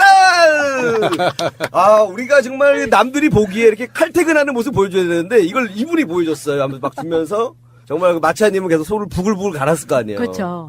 근데 제가 그때 당시에 그러니까 학교 다닐 때도 알바를 엄청 많이 했지만, 근데 보통 과외를 많이 했었는데, 이 과외를 해서, 과외로 모은 돈으로 제가 주로 했던 게 뭐냐면은, 우리 집에 망하기 전에 엄마의 생활 수준을 그대로 받쳐주고 싶다는 생각을 굉장히 많이 한 거예요. 그래서 아르바이트를 하는 족족 저는 엄마를 어떻게 하면 엄마 뭘 사줄까 이런 생각을 정말 많이 한 거예요.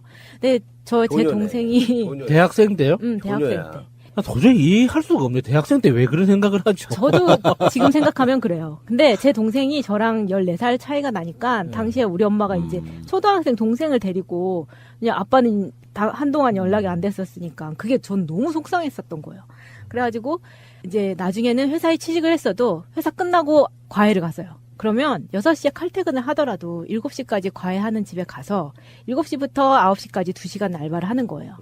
그 과외를 하고 나면 정말 기진맥진하게 되는 거예요. 그리고 집에 와서 자고 출근하고 이제 이런 생활이 반복이 됐었었는데 지금 생각하면 제가 되게 웃긴 게 정말 힘들었다고 생각이 들거든요. 그런데 그때는 인터넷 쇼핑몰이 초창기에 막 발전할 때가 아니라서 제가 원래 소비 패턴이 백화점 가서 옷을 사는 거면 너무 힘들어도 옷은 백화점 가서 사야 된다는 생각밖에 못 하는 거예요. 그러니까 내가 힘들었을 때 옷은 백화점 가서 사야 되는데 나는 어디서 돈을 그러면 세이브하지? 이 생각을 하잖아요. 그러니까 이게 구조 자체 생각하는 게 완전 달라요. 우리 동네는 백화점은 그냥 그 앞으로 그 나올 물건들을 미리 구경하는 곳. 트렌드가 이렇게 된다. 전시장처럼 우리는 느꼈고 동네 사람들은 전시장이야. 사는 데가 아니고. 그래서 그 대학생 돼서 친구들이 백화점이 세일이다라고 가서 사는 거를 저는 그때서야 알았어요. 왜 세일 기간이면 더 싸? 근데 왜 똑같은 물건을 왜 세일 기간이라고 더 싸게 팔아? 그건 말이 안 되는 거 아니야? 나는 이렇게 생각을 했었단 말이에요. 그런데 그거를 사기 위해서 아르바이트를 되게 열심히 하는 내가 되게 힘들고 스스로 너무 불쌍하다고 생각을 했던 거죠. 그러다 보니까 스스로 트라우마를 만들었던 거예요.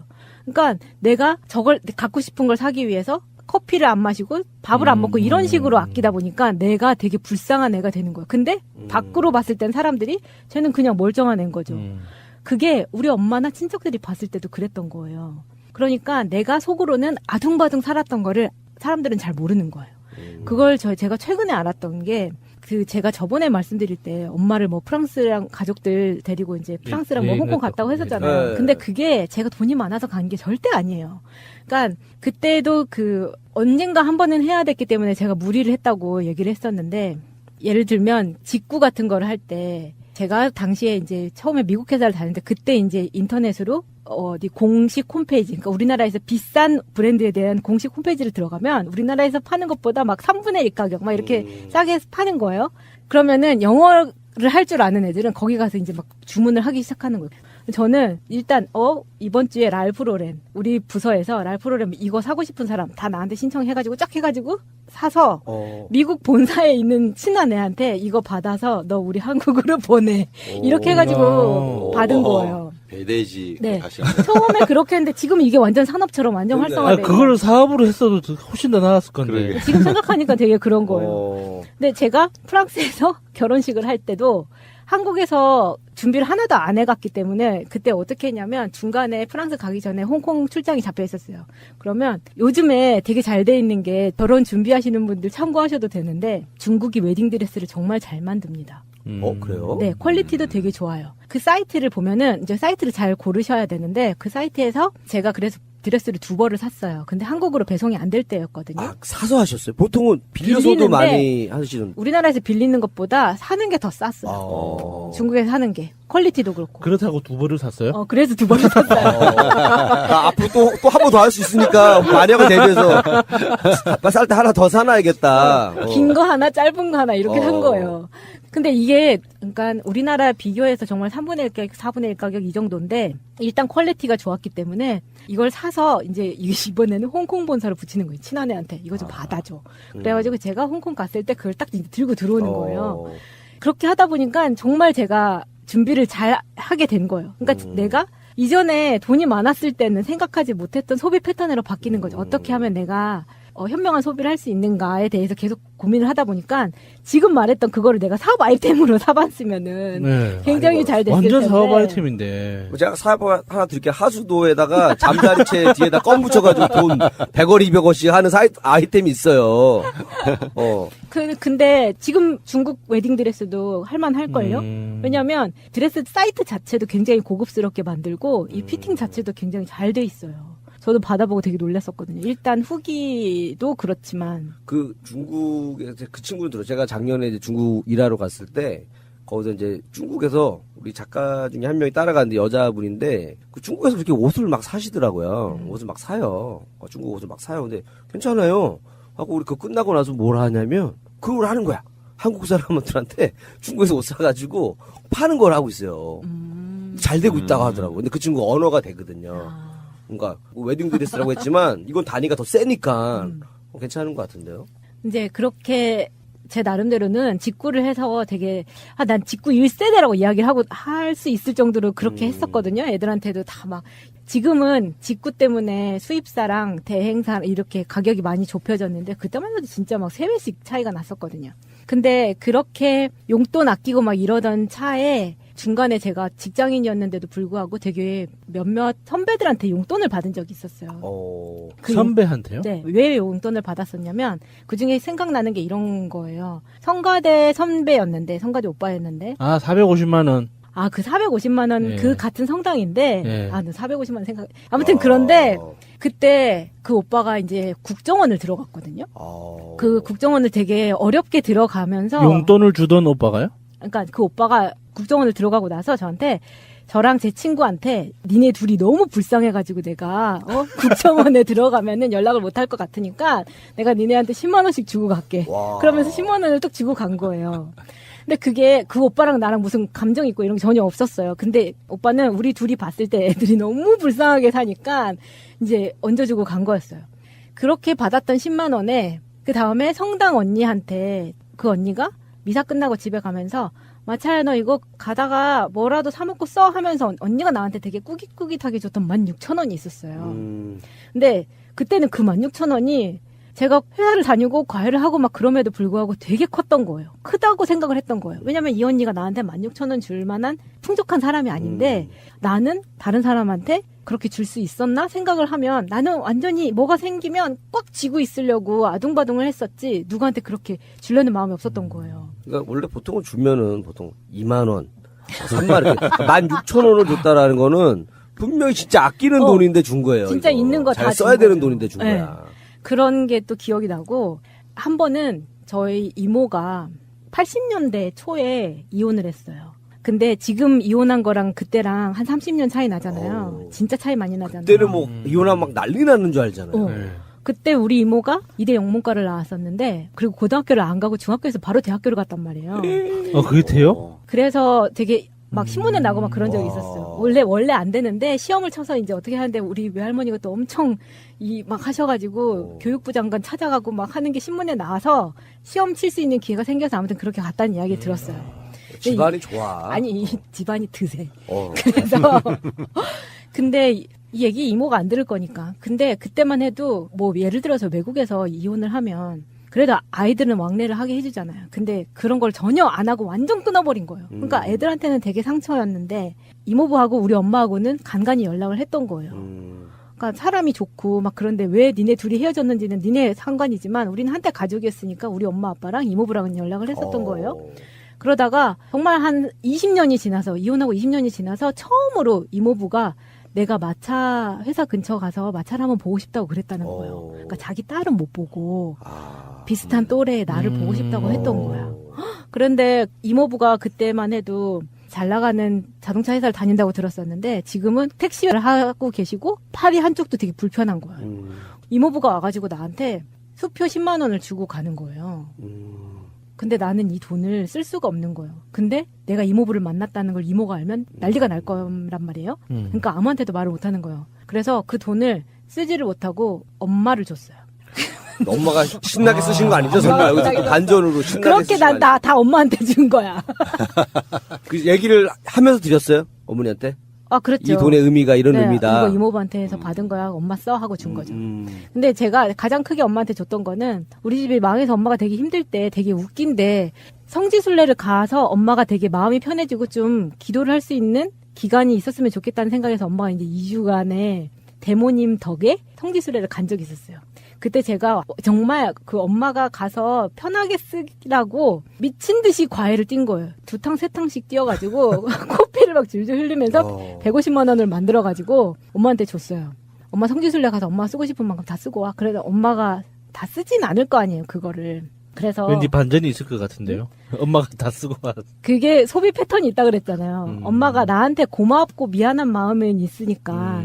그러니까 나한테 샤넬, 디올 이런 화장품을 사온 거예요. 근데 저는 그게 나한테 다 소용 필요 없는데 엄마가 그냥 썼으면 좋겠는데 엄마 그런 거를 사가지고 오셨더라고요. 나는 그런 거 안 발라도 그냥 이쁜데 그러니까. 무슨 화장품 안 발라도 되는데 이런 걸 왜 실제로 사오냐. 그런 건 있어요. 옛날에는 인터넷 쇼핑몰이 없었잖아요. 그리고 지금처럼 화장품이 로드샵이 없었단 말이에요. 그래서 화장품 가격이나 그 옷값이 지금보다 되게 비싸는데 요즘은 많이 예, 저렴해지고 합리적인 가격이 된 거예요. 그렇죠. 뭔가 마차님 같은 좀 딸을 많이 낳아야겠다는 생각이 들어. 보니까 엄마한테 다 갖다 주는 것 같아. 뭐든지 다 해주고.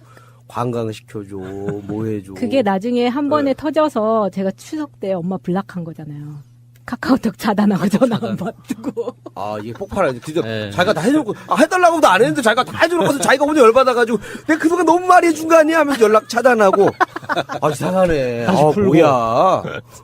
뭐야. 네, 그랬던 용돈에 대한 저의 이야기였습니다. 자, 여러분들은 용돈 하면 무엇이 떠오르십니까?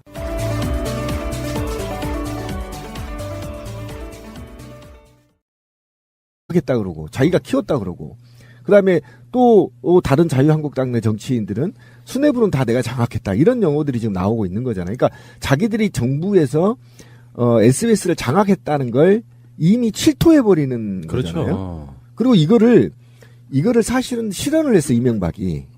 그거 적폐지 이렇게 얘기하니까 깜짝 놀라서 강도죠 이렇게 바꾼 거라고 사실은 실수한 거라고. 그러니까 스스로도 적폐라는 걸 알고 있는 거잖아. 그렇게 봐야 되는 거라고. 적폐가 아니고 강도라고 말한 사람은 홍준표. 그러니까 적폐라는 거를 이명박이 얘기를 한 거란 말이야. 잘못 말한 거예요. 그 자세히 보세요. 키워드.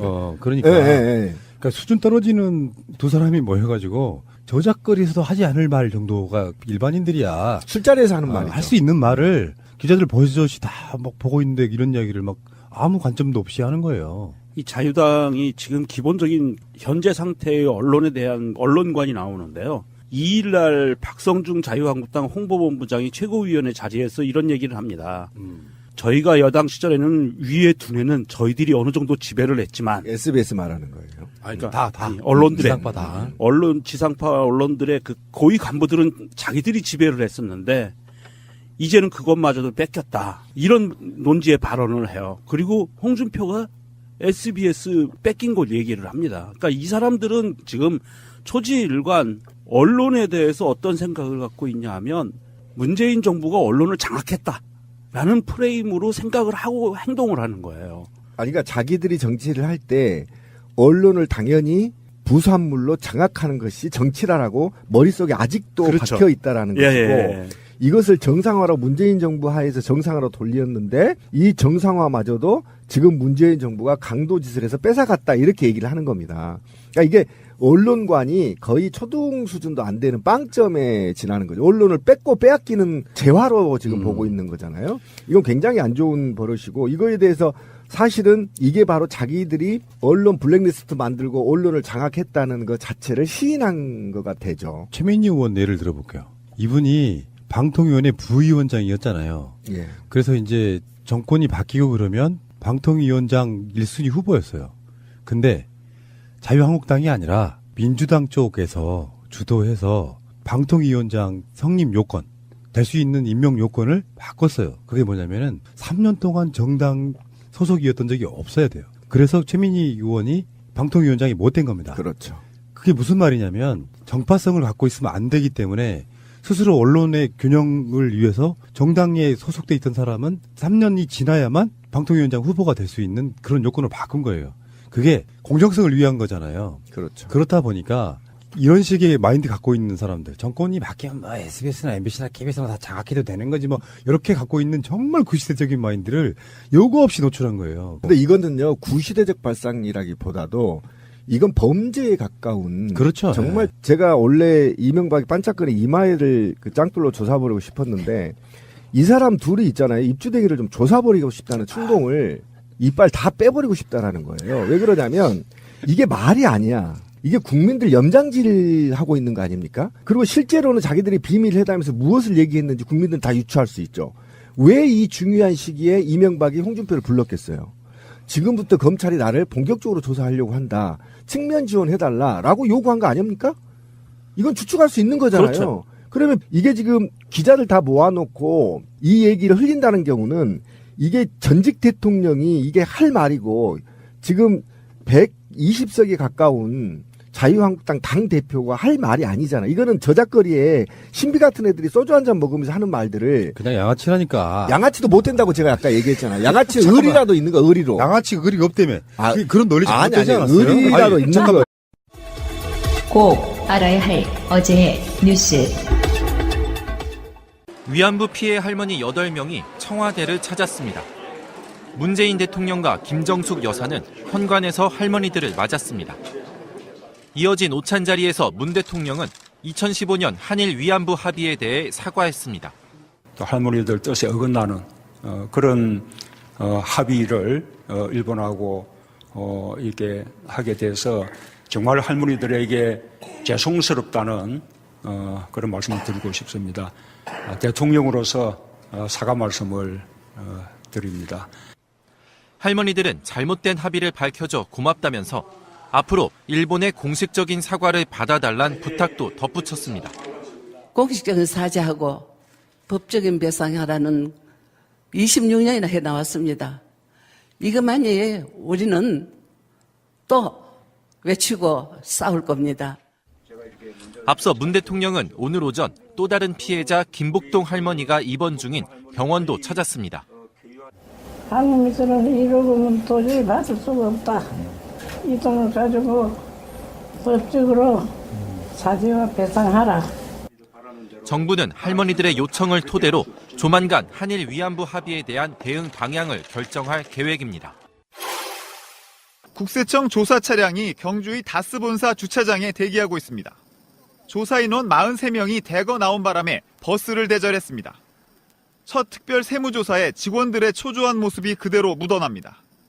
조사에 나선 국세청 조사 4부는 국세청의 중수부로 불립니다. 상속세, 법인세뿐만 아니라 자금 흐름 전부를 조사하고 따라서 특별법인 조세범 처벌법으로 다뤄질 수 있습니다. 해외 법인과 국내 공장들, 수많은 하청업체 사이 오고 간 돈의 흐름들이 그 대상입니다. 이중장부나 매출 및 재고 조작 등이 드러날 수도 있습니다. 전반적인 자금 흐름을 본다는 점에서 그동안 검찰의 수사와 판이 달라질 수 있습니다. 회계 장부는 하나가 틀려지면은 그 뒤가 맞추어질 수가 없거든요. 회계 장부와 자금 흐름이 전부 다 같이 맞아져야만 그게 가능한 것이거든요. 들여다봐야 하는 장부와 계좌의 규모가 방대할 수밖에 없습니다. 핵심 조사 내용은 크게 두 가지로 예상됩니다. 먼저 상속세 물납 미스터리입니다.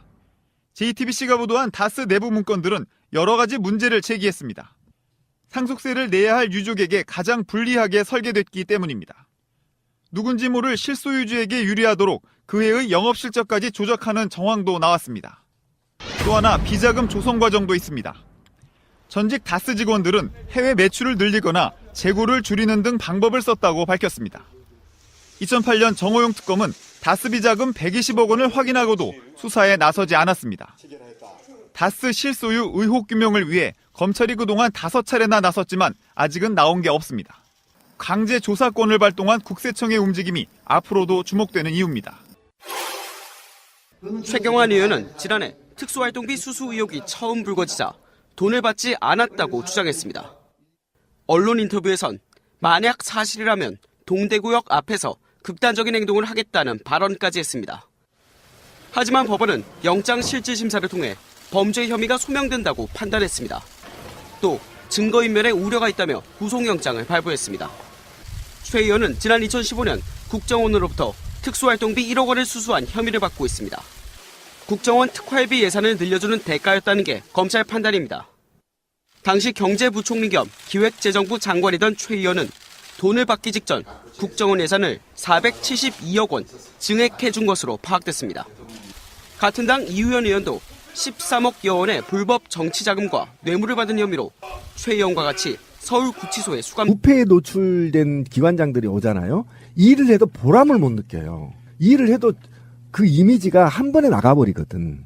그렇잖아요. 열심히 지방 공무원들이 일을 하는데 구청장이 비리 한번 딱 노출되잖아요. 그럼 그 구청 1,300, 1,500명의 공무원들이 다 기가 팍 죽어버려요. 그걸 재수없어 하고.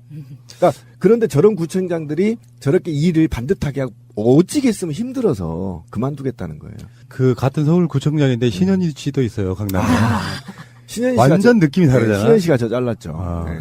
남들이 들으면 강남구청이라는 줄 알겠네. 아니에요. 강북의 행정관리국장이었어요. 네. 그러니까 어쨌건 이번 지방선거 때 서울에 있는 구청장들을 단 한 명도 빠짐없이 민주당으로 교체하는 그 느낌이면 정말 좀 기분이 확 살잖아요. 지금도 세 곳인가 아니고 다 민주당이. 그 세 곳을 먹어야 된다고. 그런가요? 제도로서의 민주주의가 흔들리고 구타는 일은 이제 없습니다. 민주주의가 밥이고 밥이 민주주의가 되어야 합니다. 자, 홍준표하고 이명박이 만나서 한 대화가 충격이죠. 어떤 느낌이냐면은 죄송해요. 저부터 욕할게요. 욕은 내 건데 당신이. 이 새끼들이 정말 정신 못 차리고 있구나. 그러니까 사실은요, 이명박도 자유한국당에서 나를 안 지켜주면 어떻게 하자는 불안감이 있어요. 그렇죠. 근데 홍준표도 본인 자체 세력이 별로 없는 사람이기 때문에 이명박의 백그라운드가 필요해. 더군다나 BBK 생각하면은 이명박을 자기가 대통령 만들었다고 말한 새끼가 홍준표야. 그렇지. 그 가짜 편지 흔들면서 지켰다고 이렇게 말하니까 공공한 처지에 있는 두 사람이 만나서 뒷담화를 하는데 그것도 언론에 대놓고 아 정말 모욕감 느껴지던데요. 제가 홍준표를 하겠습니다. 이명박의 역할을 명정님이 해주세요. 여자분을 시킬 수는 없잖아요. 자 일단은 제가 홍준표예요. 좌파 정권이 들어서니 SBS도 뺏겼어요. 아예 빼앗았어. 아마 그것도 적폐야. 적폐가 아니고 강도라고요. 운동권 정권이기 때문에 정권 담당 능력이 없을 것으로 봅니다. 저는. 야당이 강하게 가려면 정부의 긍정적 측면도 이야기해야지. 긍정적인 측면이 하나는 있죠. 쇼는 기가 막히게 합니다. 그것도 능력이야. 야, 목소리가 너무 좋다 솔직히. 이명박은 찢어지는 목소리인데. 한국이라는 나라에서 사라져야될 두 적폐가 만나가지고 하는 대화의 수준이라는 게 초딩만도 못해요. 그러니까 말 적폐와 돈 적폐가 만난 거죠. 네. 정말 이거 보고 빡이 돌아가지고 뭐 SBS에 관련된 문제도 조금만 더 이야기를 하자면 SBS를 뺏겼대. 자기가 소유하고 있었던 실토잖아요. 그러니까 SBS가 빡이 돌아서 한 꼭지로 유수 내보내고 마지막에 앵커가 클로징 멘트로 한 번 더 합니다. SBS는 자유한국당의 소유였던 적이 없다. 근데 그것도 반성을 좀 한 부분이 있어야 돼. 그렇죠. KBS, MBC가 장악됐을 때 그나마 SBS 뉴스가 나왔던 건 사실이에요. 근데 왜 예전에 대선 국면에서 세월호 인양할 때 SBS가 정말 똥볼 찬 적이 있었잖아요. 해수부 직원의 그 익명성 빗들어가지고 인터뷰하면서 문재인 후보한테 잘 보이려고 하는 짓이다 뭐 이런 식의 보도가 나간 적이 있었다고. 그때 그리고 나서 김성준 행사가 그만둔 거예요. 그 뉴스를 내렸어. 유튜브 같은 데서. 그때 홍준표가 대선 과정에서 그런 이야기 하잖아요. SBS에 압력 넣어가지고 벌써 언론 통제하고 있다 이런 식으로 이야기 하거든요. 어쨌건 이 사람들 마인드가 이렇다니까요.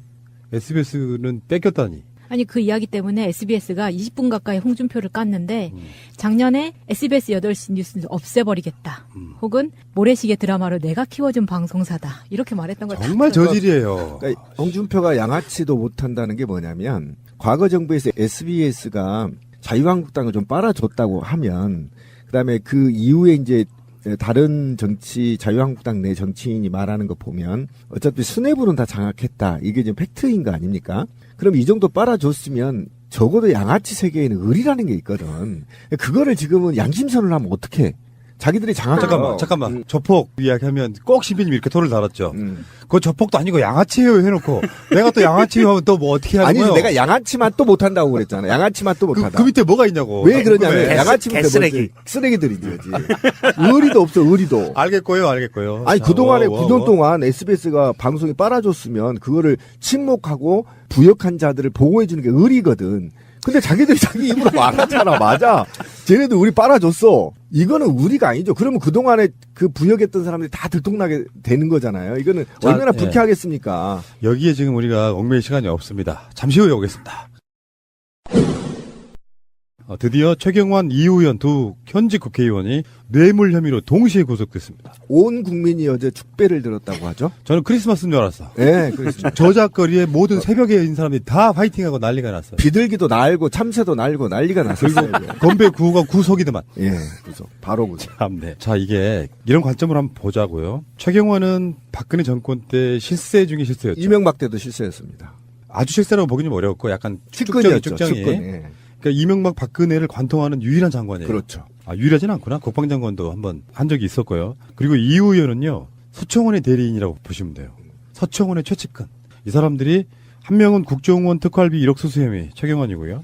이우 의원은 공천 헌금 등 10억 수수 혐의. 근데 이제 국회 회기가 끝나면서 구속영장을 청구했는데 법원이 발부를 해준 거예요. 우리가 두 적폐 판사라고 말한 사람들이 또 여기서는 또 이렇게 발부를 해주시네요. 구속영장 발부되기 직전에 사건이 하나 있었죠. 블랙리스트. 블랙리스트 존재가 나오기 시작했죠. 아 뜨거. 아마 그러지 않았을까 싶어요. 강부영 영장 전담 판사하고 오민석 영장 전담 부장 판사하고 이 사람들이 이 두 사람에 대한 구속영장을 발부를 했습니다. 그런데요. 왜 구속을 할 수밖에 없냐면 정확하게 팩트가 밝혀져 버렸기 때문이에요. 이우 의원은 자기가 받았다고 시인해버렸어요. 시인했기 때문에 구속할 수밖에 없는 것이고요. 최경환은 지금 물증이 정확하게 있기 때문에 빠져나갈 길이 없는 거예요. 그러니까 아무리 봐주려고 해도 아무리 적폐 판사고 적폐 구속 적부심 판사라 하더라도 증거가 명확한데 어떻게 이거를 석방을 합니까? 그래서 구속시켰다고 보면 되는 거고 최경환이 그냥 특활비 1억 수수만 문제가 있는 게 아니에요. 최경환이 청와대 상납까지 관여되어 있어요. 지금 특활비. 상납 느려라 낮춰라라는 걸 최경환이 건의했다는 거 아닙니까? 이게 지금 팩트로 밝혀진 거고 제가 더 화가 나는 건 이 의원입니다. 이 의원이 우리가 한간의 얘기를 한번 해볼까요?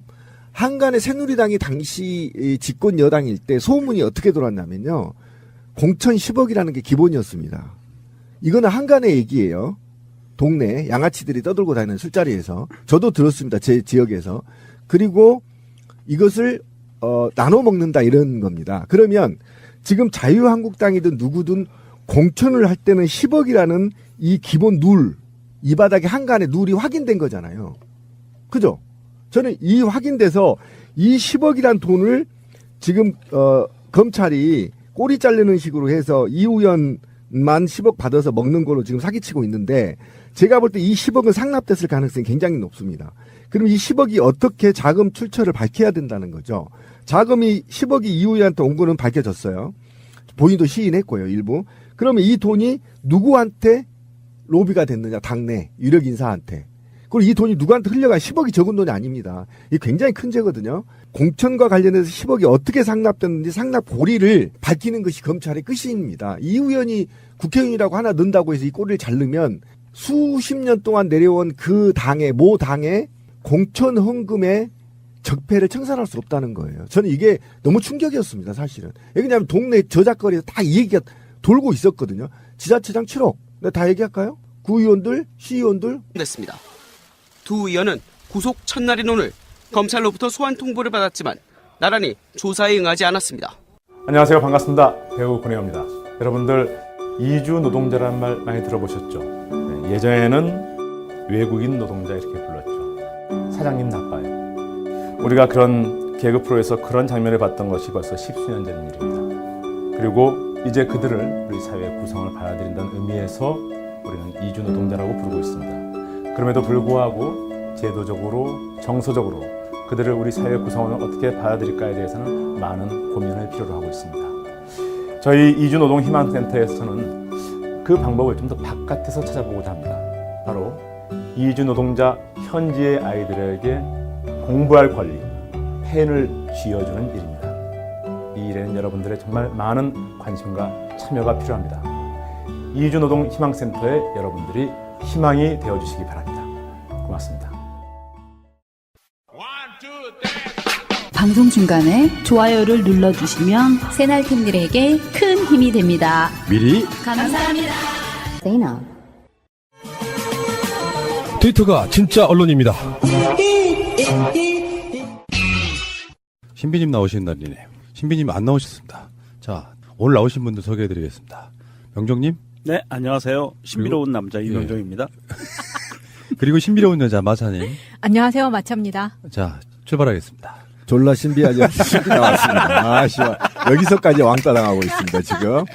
재밌네. 아, 신비님 나오셨습니다. 반갑습니다. 네, 뭐 이런 장난도 치고요. 팟캐스트니까 가능하지. 지상파에서 이랬다가 욕 바가지를 먹죠. 아, 최근 JTBC에서도 그러던데. 라디오니까 가능한 거고요. 자, 어쨌건 간에 오늘 나간 방송에 지방자치단체에 관련한 구청장들. 자치분권. 이분들, 실제로 그분들은 진짜 민주당의 스타급 구청장이라는 게 말하는 솜씨며 생김새며 어마어마했어요. 신비님이 그런 분들하고 같이 일했던 거잖아요. 그렇죠. 확실히 좀 스마트한 느낌이 좀 있더라고요. 예전에 왜 우리 동네에 그 당시에 한나라당 구청장이 한 명 있었는데 일단 연세가 70이 넘으셨고 이름도 무슨 대기업 회장하고 똑같았는데 얼마나 권위적인지 그 양반이 구청장을 그만두고 나가면서 구의 문화원에다가 공적비를 세워주고 가서 지스스로 셀프로. 미친놈이구나. 요즘 세상에도 공적비를 세워요? 정말 어처구니가 없어서. 근데 그 지방자치단체 공무원들은 지자체장이 바뀌잖아요. 4년에 한 번씩. 근데 자유한국당이나 새누리당 부류의 지자체장들하고 민주당이나 야당의 지자체장들하고 완전히 철학이 달라요. 그러니까 그거를 피부로 느껴요, 지자체들. 왜 그러냐면 보통 과거에 여당이었던 새누리당과 자유한국당 소속의 지자체장들 보면요. 비리에 굉장히 연루되어 있는 게 많아요. 제가 근무했던 강북 같은 데만 해도 한두 가지가 아닙니다, 지금. 예를 들면 요즘 최근 문제되고 있는 전 구청장의 건물에 엘리베이터를 건축법 위반으로 설치하는 의혹이나 또는 뭐 소나무를 대거 교체하는 은행나무에서 교체하면서 뭐 잘 지인들의 산에서 소나무를 1,500씩 가져오거나 또는 그 북한산 콘도 그런 개발을 통해서 수천억 비리가 연루되거나 뭐 이런 것들이 비일비재로 굉장히 힘들어요. 자존감이 있죠. 예를 들면 그 꿀꿀이죽 사건 같은 경우도 사실은 강북구청장 새누리당 구청장일 때 발생된 거거든요. 근데 그 꿀꿀이죽을 줬던 그 어린이집 원장이 당시 구청장 선거운동을 같이 했고 그 부류들이죠. 그러니까 이게 지저분해집니다. 그런데 어제 나온 그런 깔끔한 구청장들은 이런 건 없어. 단지 직원들이 불편한 건 뭐냐면 존나 일을 시켜. 그렇지. 그러니까 꼬장꼬장해서. 어제 성북구청장 한번 보세요. 왜 뒷담화 까는 것 같은데 엄청 꼬장꼬장해가지고요. 우리는 그런 AS 해줍니다. 네, 뒷담화 AS. 직원들이 일을 엄청 많이 해요. 근데 국민 입장에서는 좋은 거잖아. 맞아요. 직원들이 힘들어요. 그런데 이 사람들의 철학이 사람 중심이잖아요. 그리고 일을 하고 나면 보람을 느껴. 근데